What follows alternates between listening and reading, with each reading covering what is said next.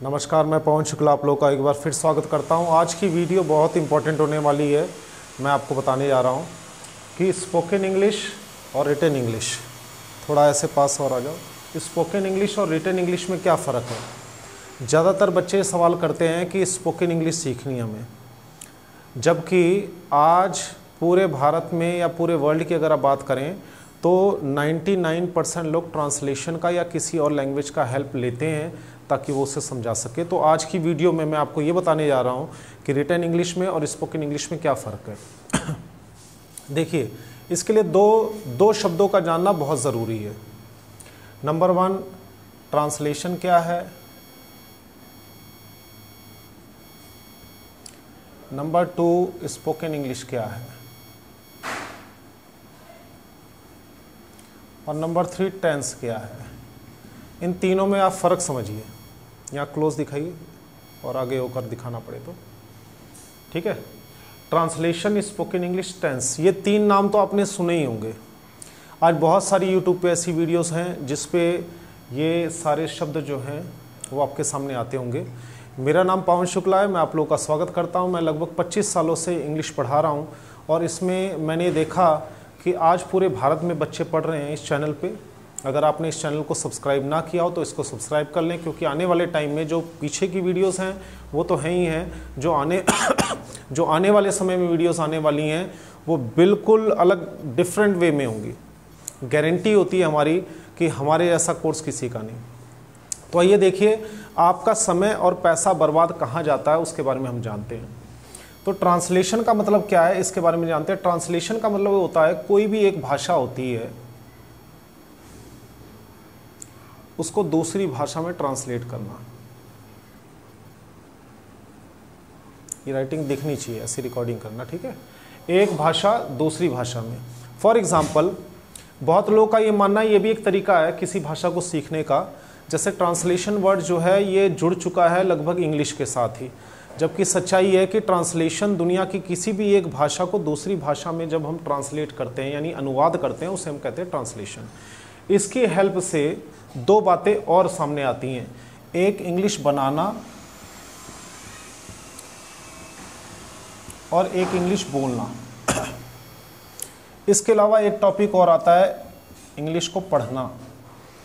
एक टॉपिक और आता है इंग्लिश को सुनकर समझना, जिसे हम कहते हैं लिसनिंग। ये मैं आपको हिंदी लैंग्वेज में इसलिए वीडियो दे रहा हूँ ताकि आप लोग बहुत आसानी से समझ पाएँ। हिंदी में समझने का फ़ायदा ये होगा कि आज भी मेरे ख्याल से 95%, रिसर्च कहती है 95% आज भी इंडिया में ऐसे लोग हैं जो कि इंग्लिश में ना तो बहुत अच्छा बोल पाते हैं, ना लिख पाते हैं, ना पढ़ पाते हैं, ना समझ पाते हैं, ना सुन के समझ पाते हैं। तो बनाना और बोलना दोनों में फ़र्क है। बनाना क्या होता है कि बच्चे जब ट्रांसलेशन को सीखते हैं तो शब्द को बनाना शुरू कर देते हैं, शब्द को यानी वाक्य को, यानी आप यहाँ पे सेंटेंस बनाना सीख जाते हैं। अब कई लोग ये सोचते हैं कि अगर सेंटेंस को हम बनाना सीख जा रहे हैं तो हम बोलना भी सीख ही जाएंगे, क्योंकि जब तक हमें बनाना नहीं आएगा। अब सेंटेंस बनाने के लिए वो लोग क्या करते हैं आगे, वो या तो ग्रामर सीखते हैं। अब ग्रामर के भी बहुत कठिन नियम होते हैं। Subject plus verb plus object plus ये सारी चीज़ें, प्रीपोजिशंस, वो बहुत ज़्यादा कन्फ्यूज़न क्रिएट कर देती है। लेकिन वो चीज़ें सीखने की ज़रूरत पड़ती है अगर आप बनाना सीखना चाहते हैं तो। अगर आप वाक्य को बनाना सीखना चाहते हैं तो। वाक्य का मतलब ये है कि मैंने हिंदी में सोचा, इंग्लिश में बनाया, उसके नियम क्या है बनाने के, सब्जेक्ट क्या होता है, वर्ब क्या होता है, टेंसेस क्या होते हैं, फिर ट्रांसलेशन कर रहे हैं लोग। या उसके अलावा जब मैं बोल रहा हूँ तो मेरी तरफ कैमरा घुमा देना, ठीक है। अब ये एक बहुत बड़ी समस्या है। आज आप देखेंगे कहीं भी इंग्लिश स्पीकिंग कोर्स करें, यूट्यूब पे करें या फिर गूगल पे सर्च करें, या तो फिर ऑनलाइन कोर्सेज चल रहे हैं, या तो फिर आप किसी भी अगर जगह जाएं तो आपको 2 समस्याओं का सामना करना पड़ता है। नंबर 1, ग्रामर इतनी टफ हो जाती है वहाँ की, या फिर वो रीडिंग करवाते हैं। फॉर एग्जांपल, रीडिंग का मतलब ये है कि रीडिंग करते करते आपको ठीक करवाएंगे। जी आपको रीडिंग आएगी तभी तो आप इंग्लिश बोलना सीखेंगे। जी नहीं, ये बिल्कुल गलत तरीका है। क्योंकि जब तक हमारा बेस, जैसे कोई मकान बनाते हैं, अगर उसका बेस हमारा मजबूत नहीं है तो उसके ऊपर कितनी भी बिल्डिंग आप बनाएं उसका कोई फ़ायदा नहीं है। अगर रीडिंग कर करके मैं सीख जाऊं इंग्लिश को, उसको करेक्ट कर करके सीख जाता हूं अगर मैं, तो फिर मुझे इंग्लिश सीखने की ज़रूरत क्या है? क्योंकि मैं जब सही तरीका ही नहीं आता, देखिए अगर मैं आपको कुछ सिखाऊंगा, समझाऊंगा, तब मैं आपको कहूँगा बेटा ये काम करो, तो आपको पता है कि मैं गलतियाँ कहाँ कहाँ करने वाला हूँ और कहाँ कहाँ मुझे ध्यान रखना चाहिए। लेकिन अगर आप लगातार रीडिंग कर रहे हैं, आपको यही नहीं पता है कि मैं कहाँ गलतियाँ कर सकता हूँ, तो आप रीडिंग करते जाएंगे करते जाएंगे करते जाएंगे, वो गलतियाँ होती जाएंगी और वो ठीक करवाते करवाते 2, 4, 6 महीने बीत जाएंगे और हमारा काफ़ी सारा समय और पैसा बर्बाद जाता है। ये मैंने देखा है। दूसरा तरीका ये है ग्रामर का। ग्रामर में आप सेंटेंस को बनाना सीखते हैं बट बोलना नहीं। उसका कारण है, आज मैं आपको बताने जा रहा हूँ कि उसका क्यों कारण है कि हम उसको बोल नहीं पाते हैं। तो ये सारी चीज़ें इस वीडियो में क्लियर होने वाली हैं। लास्ट तक इस वीडियो को देखिएगा ताकि आपको समझ में आ जाए। और मैं इसकी लगातार सीरीज़ इस चैनल पे डालने वाला हूँ, इस उम्मीद के साथ कि आज जो लाखों करोड़ों बच्चे हैं जो अपना काफ़ी समय और पैसा बर्बाद कर रहे हैं, लेकिन उन्हें ये नहीं पता कि हमें सही तरीके से कौन समझा सकता है, तो ग्रामर में, ट्रांसलेशन में उलझे पड़े हैं। आइए पहले हम इनको जानते हैं कि ट्रांसलेशन, टेंस और स्पोकन इंग्लिश में क्या फ़र्क है। पहले आप समझें तभी आप जज कर पाएंगे। आपकी आने वाली पीढ़ियाँ भी ये गलतियाँ नहीं करेंगी ताकि उनका समय और पैसा दोनों बर्बाद ना हो। ट्रांसलेशन का मतलब होता है कि एक भाषा दे दी, चाहे वो हिंदी हो चाहे वो कोई भी भाषा हो, उसको दूसरी भाषा में ट्रांसलेट करो। उसके लिए आपको ग्रामर बताया जाता है। टेंस यानी कि आपको कहा जाता है टेंस करवाने को, लेकिन वो टेंस और ट्रांसलेशन में क्या फ़र्क है ये भी आप जान लीजिए। टेंस का मतलब होता है, यहाँ पे देखिए, यहाँ दिखाइए, ज़रूरत पड़े तो थोड़ा पास आ जाइए। टेंस का मतलब होता है correct form of the verb. Correct form of the verb क्या होता है वो मैं आपको बताता हूँ। फॉर एग्जाम्पल, मैं एक सेंटेंस आपको बनाने को देता हूँ कि मैं रहा हूँ और ब्रैकेट में जा लिख देता हूँ, तो मैं जा रहा हूँ होगा, या मैं जाऊँगा रहा, यानी कि एक वर्ब के कई फॉर्म्स होते हैं। First form, second form, third form, verb के साथ आईएनजी फॉर्म, बहुत और तरह के वर्ब्स भी होते हैं डिफरेंट। सब्जेक्ट 20 तरह के होते हैं। बहुत सारी जानकारी आपको इस चैनल पे मिलने वाली है। तो मैं इस उम्मीद के साथ कि आप जुड़े रहेंगे, सब्सक्राइब करिए ताकि आने वाले टाइम में आपको फ़ायदा मिल सके। तो correct form of the verb का मतलब ये होता है, ये मैं आपको बताता हूँ। अब देखिए, फॉर एग्जाम्पल, पहले ट्रांसलेशन में मैंने आपको बताया कि एक भाषा से दूसरी भाषा, इससे आप बनाना सीख जाते हैं, बोलना नहीं।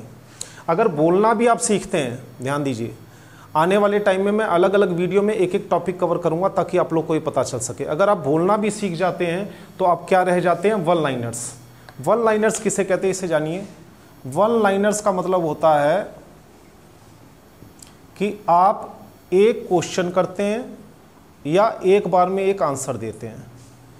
और हैरानी की बात क्या है यहाँ पे साथियों, कि ज़्यादातर लोग ये सोचते हैं कि क्वेश्चन बनाना हमें आ गया, आंसर देना आ गया, तो हमें स्पीकिंग आ गई। ज़रा ध्यान दीजिए, आप पूरे दिन हिंदी में बातचीत करते हैं, क्या आप सिर्फ हमेशा सवाल या जवाब ही करते हैं? क्या आप हमेशा सवाल ही सुनते हैं, या आप सारी बातचीत में, पूरे दिन में जो बातचीत करते हैं, खाली सवाल कर रहे हैं और जवाब दे रहे हैं? ऐसा तो नहीं है। स्पीकिंग में और भी बहुत सारी चीज़ें होती हैं।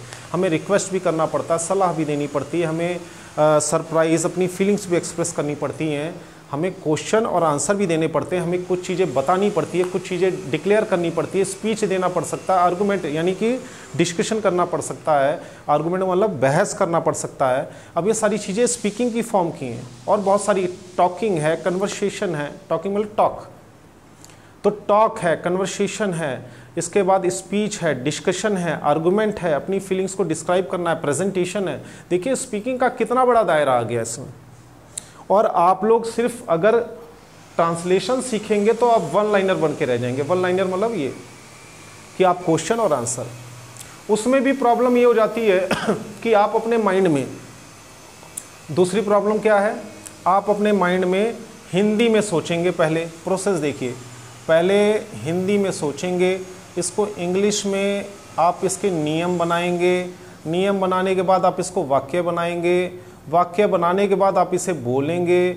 बोलने में भी ये समस्या आएगी कि जो आपकी रीजनल टच है, रीजनल टच का मतलब ये है कि हमारे देश में इतने सारे राज्य हैं, तो जितने भी राज्य हैं सबकी अपनी अलग अलग लहजा है, जिसे हम कहते हैं regional touch, mother tongue influence, MTI, mother tongue influence. यानी कि जो आपके स्पीच ऑर्गन्स है, स्पीच ऑर्गन्स का क्या मतलब होता है, ये आने वाली वीडियो में मैं एक एक चीज़ पे फोकस करवाऊंगा आपका। स्पीच ऑर्गन का मतलब होता है, जैसे मैं बोल रहा हूँ तो मेरे गले के साथ साथ 250 मांसपेशियाँ काम करती है, तब हम एक साउंड निकल पाते हैं। 250 मांसपेशियाँ यानी 250 मसल्स वर्क करती हैं, तब मैं एक साउंड प्रॉपरली निकाल पाता हूँ। ये गले से निकलती है आवाज़, और नाक से जो मैं ताकत पैदा कर रहा हूँ वो ब्रीथ मैंने लिया, एनर्जी पैदा हुई नाक से, मुंह से। और हमारे कुछ टंग साउंड्स होते हैं, टंग का मतलब ये होगा जीभ से कुछ साउंड निकलते हैं, जैसे ता था दा दा दा ना, दैट, देन, ओके, ये सारी टंग से होते हैं। कुछ लिप साउंड होते हैं जैसे प फ ब भ म, जैसे ब्लैक, अब ये लिप साउंड है। तो हमारे लिप साउंड, टंग साउंड और हमारा गला और हमारा लोअर जॉ, ये सारी चीज़ें मिलके जब फंक्शन करती है तब हम बोलना शुरू करते हैं। वो होता क्या है स्पीकिंग में, जब आप सेंटेंस बनाना सीख जाते हैं तो ज़्यादा से ज़्यादा किसी तरह आपने ट्रांसलेशन किया, यानी आम भाषा में कहूँ तो टेंस किया, मोडाल्स किया, एक्टिव पैसिव किया, नरेशन किया, कंजक्शंस किए। अब आपने इतने सारे नियम, subject plus verb plus object, ता ते ती, रहा हूँ, रही हूँ, सब्जेक्ट के साथ ये लगता है, ये लगता है, ये सारी चीज़ें करने के बाद भी आप या तो क्वेश्चन पूछ पाएंगे या तो आंसर दे पाएंगे, वो भी वन लाइन में। What are you doing, I am reading, okay, या yes no, yes sir, no sir, yes sir, no sir, इतनी बातचीत हो पाती है, तो ये कमी है। अब इसके लिए हमें क्या करना होगा, इसके लिए मैं आगे आपको बताता हूँ कि स्पोकन इंग्लिश के बारे में अब आप बताने जा रहा हूँ, इसको ध्यान से सुनिए। ट्रांसलेशन से आपको वाक्य बनाने में हेल्प बनेगी, लेकिन बनाना किसका काम है, माइंड का काम है। यानी आपने नियम सीखे, दिमाग में ही अभी सारी बात दिमाग से चल रही है, आप दिमाग से ही सोच रहे हैं, दिमाग से ही सीख रहे हैं और हाथ से लिख रहे हैं, राइट। लेकिन स्पीकिंग में क्या है, जैसे मान लीजिए मैं इंडिया में रहता हूँ, भारत में रहता हूँ, तो यहाँ पे बचपन से ऐसे कई लाखों करोड़ों लोग हैं जो कि बोलते हैं।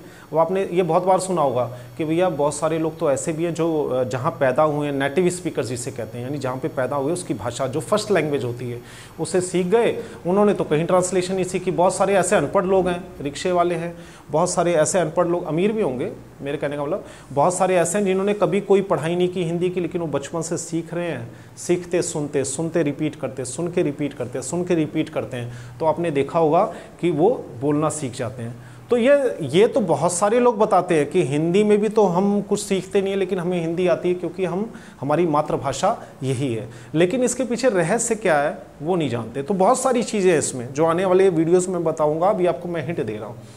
अब आप देखेंगे कि प्रचार लिखा हुआ स्पोकन इंग्लिश का, आप कहीं जाते हैं तो वहाँ पर लिखा है स्पोकन इंग्लिश 3 महीने में करिए। एक सवाल पूछता हूँ मैं आपसे कि अगर आपके पास कोई ऐसा मेथड नहीं है, मैं मान लीजिए एक हरियाणा के आदमी को मैं बिहार भेजता हूँ और उसे बिल्कुल बिहारी भाषा बिल्कुल नहीं आती, या यूपी की अवधी भाषा बिल्कुल नहीं आती है, ठीक है, या मथुरा की साइड जाए तो ब्रिज भाषा बिल्कुल नहीं आती है। आप उसको, उस हरियाणा के आदमी को यूपी भेज दें, यूपी के आदमी को हरियाणा भेज दें, कितने दिन लगेंगे आपके हिसाब से उस भाषा को सीखने और बोलने में? तो आप ये कहेंगे सर कम से कम हमें 15 से 20 साल तो हमें लग जाते हैं। तो 15 से 20 साल का जो काम है वो 3 महीने में कैसे हो पाएगा, आप अंदाजा लगाइए। तो ये स्पोकन इंग्लिश एक प्रचार है, बहुत सारे लोग ऐसा करते हैं, बोर्ड पे लिखवा देते हैं स्पोकन इंग्लिश सीखिए, 3 महीने में सीखिए, 6 महीने में सीखिए, जो कि पॉसिबल नहीं है।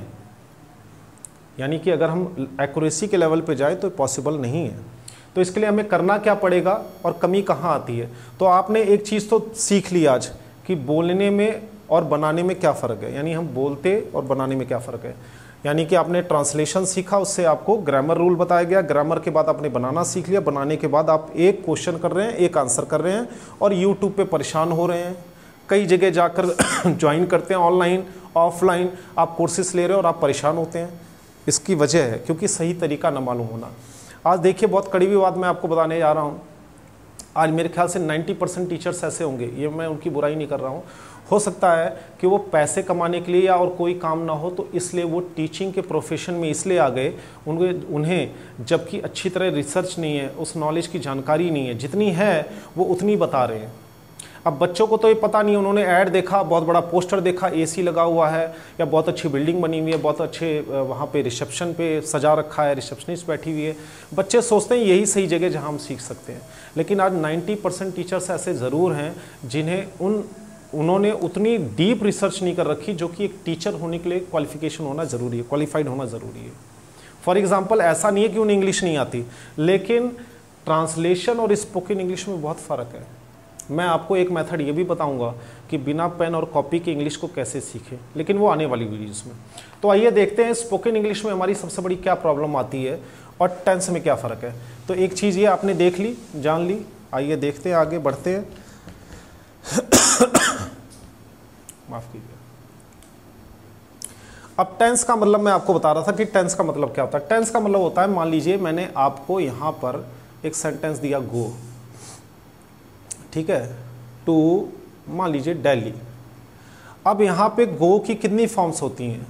गो की गोज भी हो सकती है, गो की गोइंग भी हो सकती है, ठीक है, वेंट भी हो सकती है, गॉन भी हो सकती है, और बहुत सारे वर्ब हैं, 8 या 9 तरीके के वर्ब्स होते हैं। ये सारी चीज़ें आपने देखी बेटा, वहाँ पे क्लियर दिखाई दे रहा है, बच्चों को दिखाई देगा ना? ठीक है। अब यहाँ पे इस जगह पे आप इनमें से कौन सा सही फॉर्म लगाकर इस सेंटेंस को एक्यूरेट कर दें, मीनिंगफुल बना दें, ताकि इसका मतलब क्लियर हो जाए। अब आप ये कहेंगे I go to Delhi, sir ये भी तो हो सकता है I going, I am going to Delhi, I went to Delhi, I have gone to Delhi, या जो भी लगाए। तो इसका अगर सही मतलब निकल आया तो इसमें से कौन सी करेक्ट फॉर्म आएगी? हिंदी में भी होता है, चुका था, रहा था, रही थी, ये वो वर्ब के साथ लगता है, तो इसमें भी ये नियम होते हैं। तो इसमें से जब आप सही नियम लगा देंगे, this is called tense. Tense means correct form of the verb. And what is translation? Translation क्या है? ट्रांसलेशन का मतलब हिंदी को जर्मन में, जर्मन को इंग्लिश में, इंग्लिश को, यानी दुनिया की एक भाषा को दूसरे भाषा में ट्रांसलेट करना, उसे ट्रांसलेटर कहा जाता है। जो दोनों भाषाओं के विद्वान होते हैं वो इस काम को बहुत अच्छी तरह कर लेते हैं। आपने बहुत सारी ऐसी बुक्स पढ़ी होंगी जिसमें ये दिया होगा कि हाँ भाई इसका अनुवाद डॉक्टर सुधीर दीक्षित जी ने किया, यानी इंग्लिश में वो किताब छपी है, सुपर हिट रही है, लेकिन उसको ट्रांसलेट हिंदी भाषा में यहाँ के विद्वानों ने किया। They are known as translator. वो ट्रांसलेशन की हेल्प लेते हैं क्योंकि वो ज़रूरी है। जैसे बाइबल है, गीता है, और भी बहुत सारी धार्मिक किताबें हैं, वो दुनिया की हर भाषा में उनको छापा जाता है, उनको ट्रांसलेट करके छापा जाता है ताकि लोग को पता चल सके। तो आइए स्पोकन में दिक्कत क्या होती है वो जानते हैं। अभी तक मैं उम्मीद करता हूँ कि आप ट्रांसलेशन क्या है और टेंस क्या है समझ चुके होंगे। इसके साथ मैं आपको ये भी बता दूं कि किसी भी भाषा में अगर आपको परफेक्ट होना है तो आपको पहली बात उसमें बोलना आना चाहिए, दूसरी बात पढ़ना आना चाहिए, तीसरी बात है सुनकर समझना आना चाहिए, चौथी बात है कि उसे लिखना आना चाहिए। अगर मैं खाली लिखना सीख गया अच्छा, लेकिन मैं अच्छा बोल नहीं पाता, मैं अच्छा पढ़ नहीं पाता, मैं अच्छा सुनकर समझ नहीं पाता, इसीलिए आज आप देखेंगे कि IELTS या TOEFL या ESL बहुत सारे ऐसे इंग्लिश के कोर्सेस हैं जो कि विदेश में अगर आप पढ़ना चाहते हैं तो आपको ये सारे कोर्सेस करने ज़रूरी होते हैं। उसमें बैंड दिए जाते हैं आपको, कहीं पे बैंड है, कहीं पे पॉइंट्स हैं कि आपको 10 में से कम 6 लाने हैं या 7 लाने हैं। इसका क्या मतलब होता है?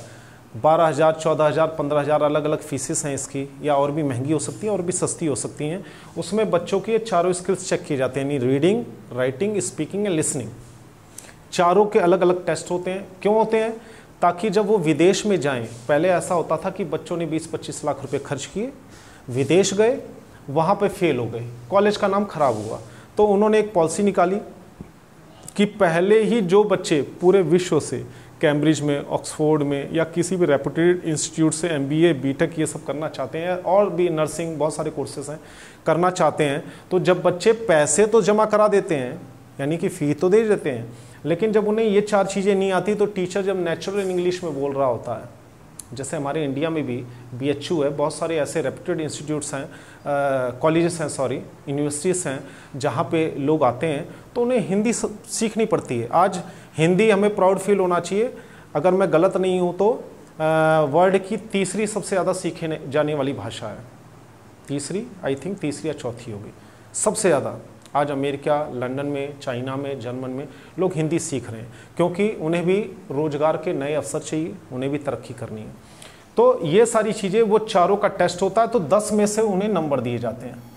10 में से 6 का मतलब क्या है कि वो बच्चा मतलब ठीक ठाक बोल भी लेता है, बढ़िया लिख भी लेता है, पढ़ भी लेता है, ठीक है, लिख भी लेता है, बोल भी लेता है, पढ़ भी लेता है, सुन के समझ जाता है। बच्चा जब कॉलेज में जाएगा तो टीचर जब अपनी इंग्लिश लैंग्वेज में लेक्चर को दे रहा है तो उसे सुन के समझ भी लेगा, लिख भी लेगा, पढ़ भी लेगा, बोल भी लेगा, कोई क्वेश्चन करना है, डाउट क्लियर करना है तो बोल भी लेगा।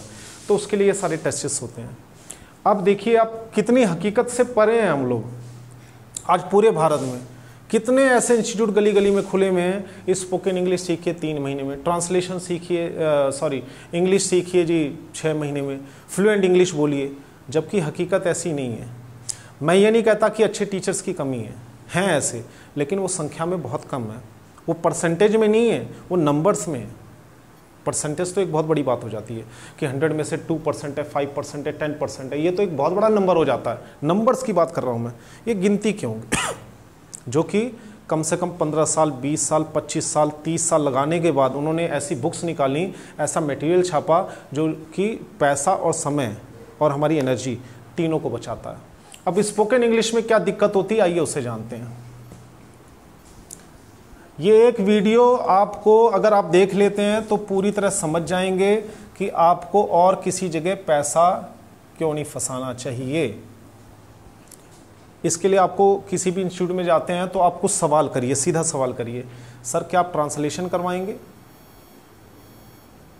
सर क्या आप ग्रामर करवाएंगे, तो आपको बहुत सारे तरीके बताएंगे, बेटा ग्रामर जरूरी है, ट्रांसलेशन जरूरी है, इसके बिना तुम सेंटेंस कैसे बना पाओगे। बिल्कुल ज़रूरी है, लेकिन ये चीज़ किसके लिए ज़रूरी है, बनाने के लिए ज़रूरी है। क्या बनाने के लिए, सेंटेंस बनाने के लिए ज़रूरी है। सेंटेंस को बनाना यानी कि सेंटेंस को हम कैसे बनाते हैं और सेंटेंस को हम कैसे बोलते हैं, इन दोनों बातों में ज़मीन आसमान का फ़र्क है। ये बिल्कुल एक अलग कोर्स है, ये बिल्कुल एक अलग कोर्स है। ये कोर्स में आज लगभग अब 25 साल होने जा रहे हैं। इसमें जो 5 स्टार रेटेड जिसे कहते हैं, यानी कि जितने भी बच्चों ने पढ़ा 5 आउट ऑफ 5 कहते हैं कि सर ऐसी मेथड, ऐसा टेक्नोलॉजी कहीं नहीं होगा। मैं आपको ये भी बताऊंगा कि बिना पेन और कॉपी के कैसे हम इंग्लिश बोलना सीख सकते हैं। उससे पहले कुछ बातें जान लीजिए। स्पोकन इंग्लिश का मतलब ये होता है, देखिए सिंपल सी बात मैं आपको बताऊं। स्पोकन इंग्लिश के कुछ ना अलग रूल्स होते हैं, इसकी टेक्निक्स होती है। रूल्स मीन टेक्निक्स कह सकते हैं आप।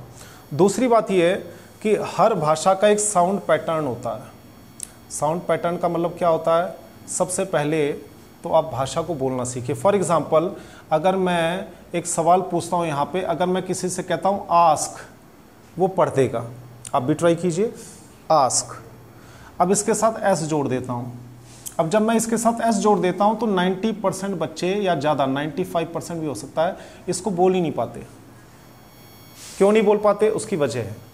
इसके अलावा जैसे मैंने लिखा विच, अब विच इज़ है, अब इन दोनों को मैं जोड़ देता हूँ, ये हो जाता है विच। अब इसको बोल के देखिए आप देखेंगे 95% लोग इसको नहीं बोल पाएंगे। अलग अलग तो बोल लेंगे बट एक साथ नहीं बोल पाएंगे। तो आप ये देखेंगे ऐसा क्यों, यही आने वाली वीडियोस में आप जानेंगे। दूसरी बात, ये चीज़ें आपने देखी,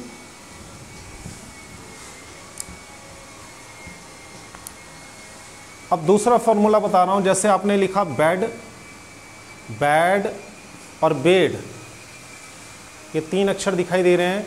95% बच्चे इसे नहीं बोल पाएंगे। अगर बोलेंगे तो ये तीनों एक जैसा सुनाई देगा। अगर मान लीजिए आप स्पीकिंग कर रहे हैं, उसमें ऐसे साउंड से कई सारे वर्ड्स बनते हैं, ऐसे साउंड से कई सारे वर्ड्स बनते हैं, तीनों अलग साउंड हैं, तो वो बच्चा जब इन वर्ड को नहीं बोल पा रहा है तो कैसे बोल पाएगा। For example, this is bed, this is bad, this is bed. अब ये तीनों साउंड अलग है। आप नेचुरली कई बार बोल के देखेंगे, आपको एक्स्ट्रा एफर्ट लगाना पड़ेगा। अब अगर आप खाली इन 3 साउंड्स में अगर एक्स्ट्रा एफर्ट लगा रहे हैं तो जब आप स्पीकिंग करेंगे तो उसमें तो सारे शब्द ही साउंड होते हैं। साउंड का मतलब मुंह से बोलोगे तो आवाज़ निकलेगी, छपा हुआ अक्षर तो निकलेगा नहीं, तो साउंड होते हैं।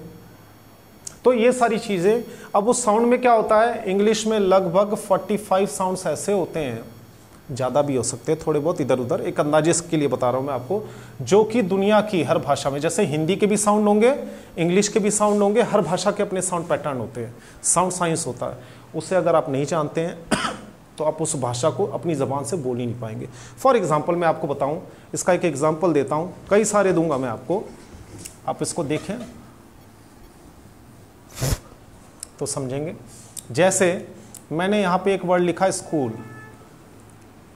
स्कूल आपने पढ़ भी लिया, आप बोल भी लेते हैं, लेकिन आप ध्यान से देखिए, क्या आप ऐसा बोल रहे हैं इसे स्कूल, क्या आप इसे ऐसा बोल रहे हैं स्कूल, ठीक है, ये सारी बातें। और जो ओरिजिनल है वो ये है स्कूल। आप इसको छोड़िए, आप इसको देखिए, मैंने लिखा है होप टू, और ये देखिए लिखा है मैंने होप्ड टू। दिखने में, स्पीकिंग में दूसरी प्रॉब्लम जो बच्चे सेंटेंस बनाना सीख जाते हैं, दूसरी प्रॉब्लम ये है कि ये दोनों को कैसे पढ़ें, होप्ड टू, ये होगा होप टू। लेकिन स्पीकिंग में क्या होता है कि इन दोनों के साउंड्स ऐसे होते हैं, ये लगभग एक ही सुनाई देते हैं, होप टू होप टू। अब इसे होप्ड टू क्यों पढ़ा हमने, क्योंकि हमने ग्रामर में सेंटेंस बनाना तो सीख लिया, बोलने का तरीका नहीं सीखा, how to speak it, speaking के क्या रूल्स हैं। स्पीकिंग अलग चीज़ है, ध्यान से सुनिए, कन्वर्सेशन अलग चीज़ है, कम्युनिकेशन अलग चीज़ है, स्पीच अलग चीज़ है, डिस्कशन अलग चीज़ है, टॉक अलग चीज़ है, ठीक है। इसके अलावा जो है आर्गूमेंट अलग चीज़ है, प्रेजेंटेशन अलग चीज़ है, आर्ट ऑफ कन्विंसिंग, किसी चीज़ को आप प्रूफ करें अलग चीज़ है, डिबेट अलग चीज़ है। ये देखिए सारे स्पीकिंग के तो फॉर्म हैं। ट्रांसलेशन सीख के ये सारी चीज़ें, जब आप एक क्वेश्चन और एक आंसर सीख रहे हैं तो ये सारी चीज़ें कैसे पॉसिबल हो पाए।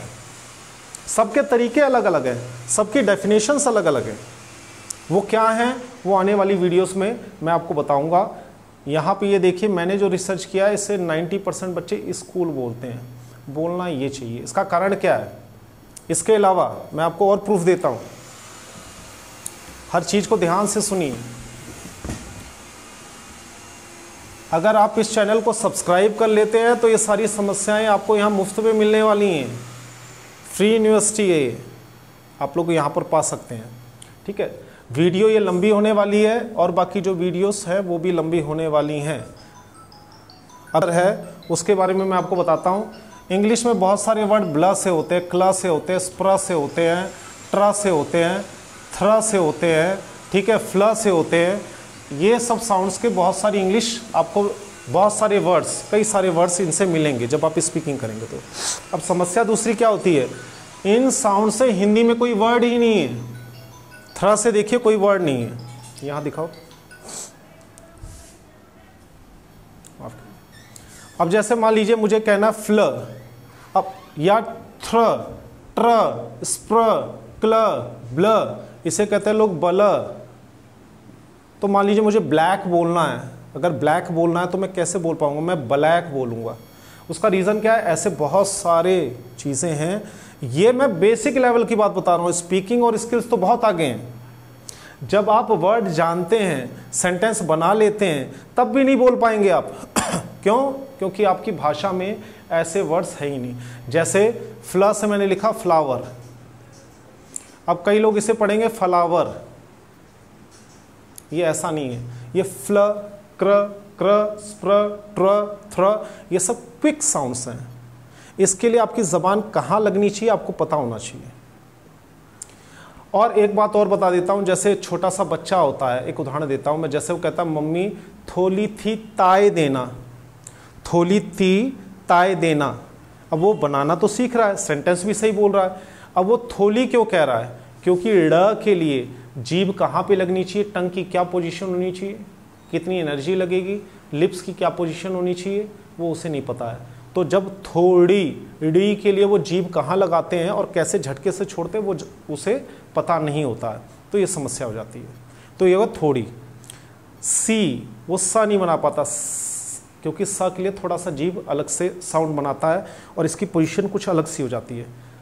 ताए, क्योंकि च नहीं बोल पाता। ये जो मैंने स बोला है, च बोला है और ड़ बोला है, ये तीनों देखिए टंग साउंड्स हैं हिंदी के। चलिए इसका दूसरा एग्जांपल ले लीजिए। मान लीजिए मैं किसी विदेशी को इंग्लिश सिखा रहा हूँ, ठीक है, और वो कहेगा तुम्हारा नाम क्या है। अब वो सेंटेंस तो सही बना रहा है, उसे रूल भी पता है, लेकिन वो कैसा बोल रहा है, क्योंकि उसका जो अपना साउंड सिस्टम है भाषा का, उसी साउंड सिस्टम में हिंदी के भाषा को बोल रहा है। हिंदी का साउंड सिस्टम अलग है, इंग्लिश का साउंड सिस्टम अलग है। तो यहाँ से ये बात प्रूफ हो जाती है कि translation is not enough. Grammar के रूल सीख लेना इनफ नहीं है, सेंटेंस को बना लेना इनफ नहीं है, सेंटेंस को बोल लेना इनफ नहीं है, बल्कि उसका एक सही पैटर्न है, साइंटिफिक वे है। तो इन चीज़ों को जानिए आप और इस वीडियो को ज़्यादा से ज़्यादा शेयर कीजिए। हर जगह शेयर कीजिए ताकि लोगों को पता चल सके कि आज जो बच्चे अपना गलत जगह पर जाकर समय और पैसा बर्बाद कर रहे हैं, अच्छे अच्छे एड्स में आ जाते हैं, दिखावे में आ जाते हैं, जिसने जितना ज़्यादा प्रचार किया वहाँ पर चले गए, फीस एडवांस ले ली जाती है। ये मैं सबकी बात नहीं कर रहा हूँ, मैं सिर्फ जो ऐसा करते हैं मैं उनकी बात कर रहा हूँ। वहाँ पे जब बच्चे जाते हैं तो उन्हें बुक्स दे दी जाती है, सीडी दे दी जाती है, वो बुक्स